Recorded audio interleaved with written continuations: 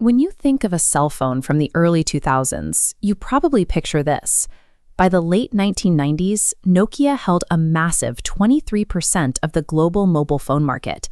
They were pioneering the world's cellular networks and building early operating systems like Symbian. But that dominance evaporated.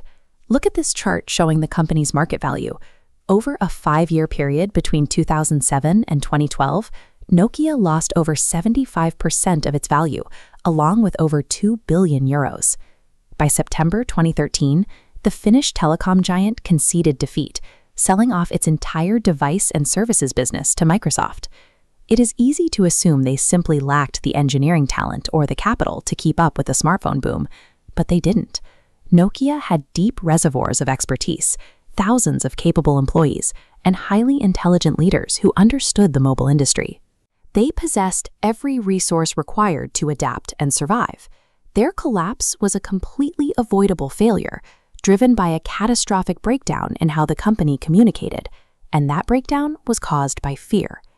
Think of a company as a continuous biological loop of information.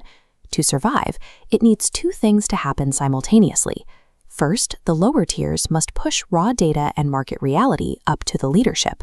Then, based on that reality, executives push a refined strategy back down. In Nokia's case, a severe climate of fear infected the system.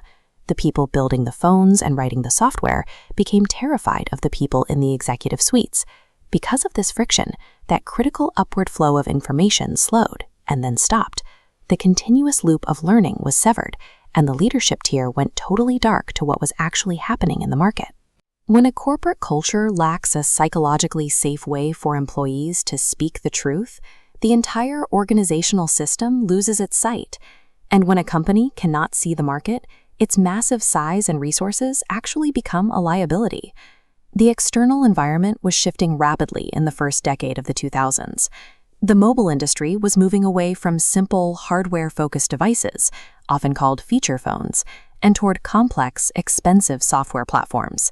The Canadian company RIM kicked off this transition with the introduction of the BlackBerry, proving there was a massive appetite for devices that could handle complex data and email. Soon after, Apple and Google began spending billions to develop proprietary operating systems, iOS and Android. These dynamic software environments immediately outclassed Nokia's aging Symbian platform. Nokia's executives were not oblivious. They clearly saw the external threat, particularly from Apple. Instead of sharing the severity of these market shifts transparently with their teams to brainstorm solutions, top leadership panicked. They allowed their own fear of the shifting market to dictate a temperamental, opaque management style that isolated them from their workforce. This panic manifested as intense downward pressure. Executives regularly shouted at subordinates, demanding they quickly deliver touchscreen phones to rival the iPhone. One executive pounded the table so hard that pieces of fruit went flying.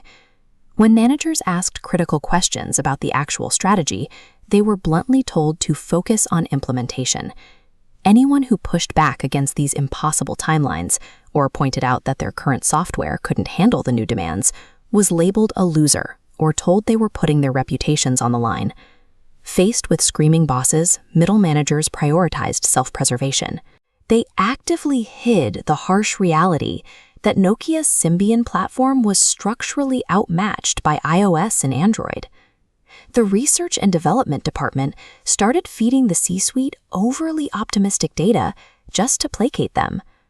As one manager later confessed to researchers, they simply wanted to give the upper levels good news, not a reality check.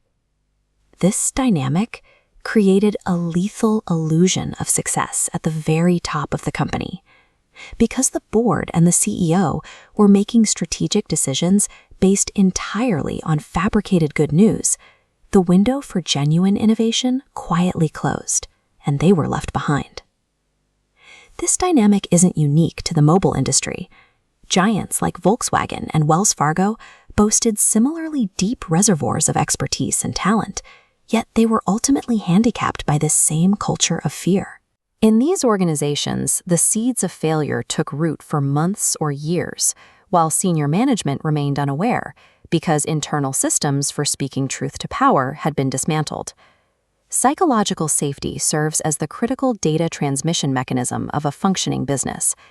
It ensures that technical deviations and bad news travel from the front lines to the executive suite without friction, creating a continuous loop of learning.